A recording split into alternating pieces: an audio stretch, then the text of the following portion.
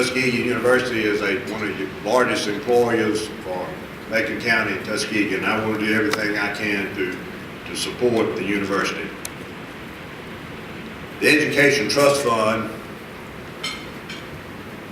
this past year was about $5.4 billion, and we suffered proration for the last 4 years.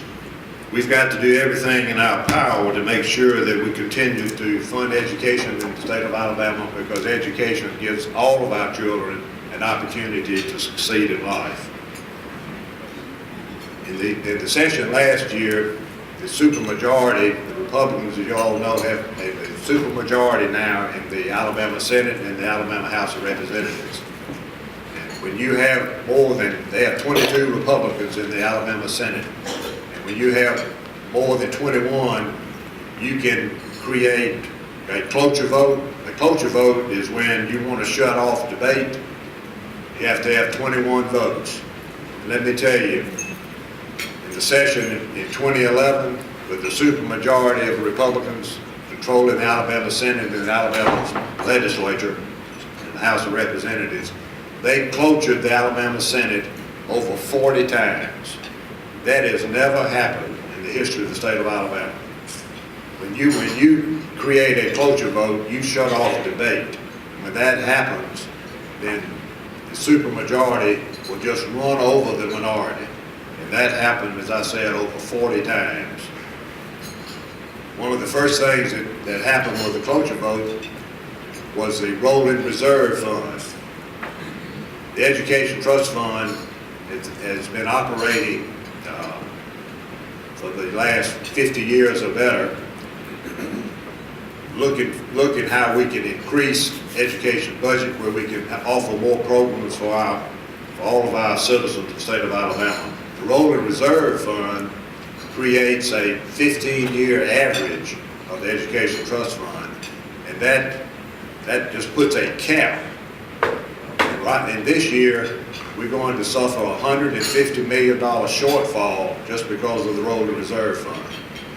If we were to have a surplus, it goes into a special account. So we're not going to have any growth in the Education Trust Fund due to the Rolling Reserve Fund, which I think is going to damage the education system throughout the state of Alabama. The governor wants to take $400 million out of the Education Trust Fund and move it over to the general fund. There again, that is not the way to fund the state government, by robbing Peter to pay Paul. That's what we've been in Alabama for too many years. That's the way we funded government. I think that's wrong. You know, last year and the last several years, the Democrats in the Alabama House and the Alabama Senate, we have tried to close corporate loopholes in the state of Alabama. We have a lot of out-of-state corporations in the state of Alabama that pay no Alabama income tax. That is wrong. Companies in our state, we all have to pay Alabama income tax. But it's not right for big corporations like Target and Walmart to have special loopholes where they avoid paying any corporate income tax in the state of Alabama. We could probably create at least $60 million for the Education Trust Fund if we could close some of those loopholes. We tried to do it last year in the Senate, but unfortunately, we never could get any of those bills out of committee. There again, it goes right back to the supermajority. They totally control every committee process as well as the entire legislative process. They were going to have a national convention in Mobile. Doctors coming in from all over. Well, when they found out about the immigration law in Alabama, they canceled the convention. It cost the city of Mobile over $700,000 in revenue. Just last week, in a county north of Birmingham, one of the high schools was going to present a play about Charlie Brown. Well, when the company in New York found out that they had to have papers for the state of Alabama, when they E-Verify and all this kind of stuff, they said, well, we're just not going to allow y'all to have that play in that high school. There again, That's the immigration law, the toughest, meanest, most cruel law that could be passed for the citizens of Alabama. How anybody could be proud of that law, I just can't understand it. But we've got some senators in the Alabama Senate says, Beasley, you're not going to repeal the immigration law. We're going to keep that law. Don't they have any sensitivity? Don't they have any feelings for the people of Alabama who have come to our state for one reason, to better their life, get out of a poverty in the country that they live. They're here to provide a workforce for our industries in Alabama. The agricultural industry in the state of Alabama has been crippled by the immigration law. They've got tomatoes that are rotting on the vines.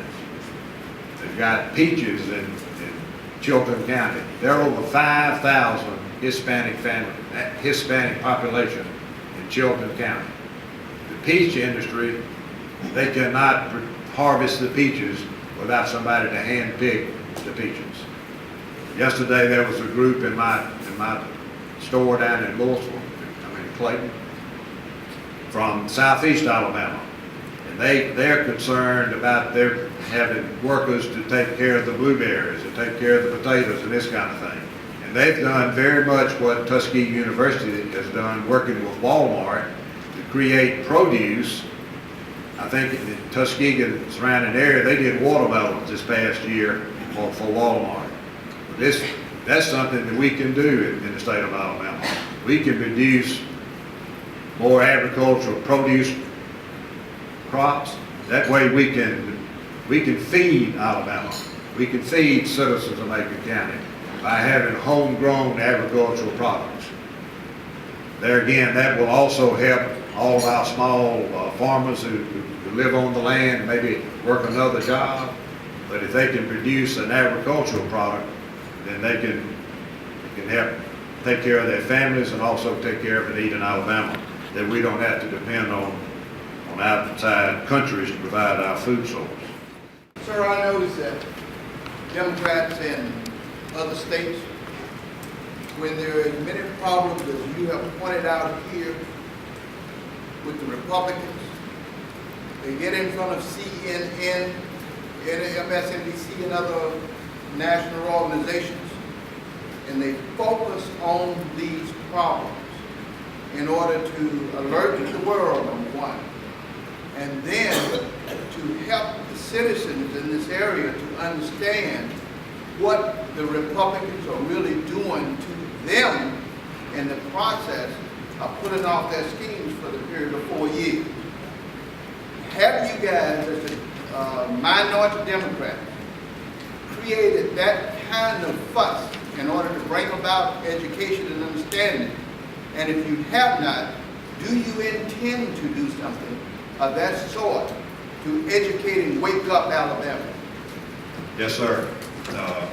Mr. Frazier, we caucus every week trying to figure out what our plan is to help the people of Alabama.